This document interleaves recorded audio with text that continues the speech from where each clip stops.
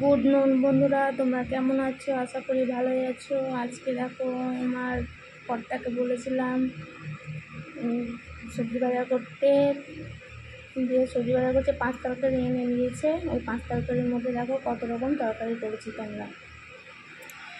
প্রথমে দেখো সাদা ভাত, মুসুর ডাল, বেগুন ভাজা, ঝিঙা পোস্ত, মূলো ভাজা, আর সব রকম 5 রকম মিশালি তরকারি একটা, আর শুক্কার টক, আর শেষে দেখো ডিম সেদ্ধ। শুধু হাজব্যান্ডকে শুধু বলেছি সবজি আনতে, 5 রকম সবজি এনেছে। এই 5 রকম সবজির মধ্যে দেখো কতগুলো বন্ধু আমি পদ রান্না করেছি। ওকে, টাটা।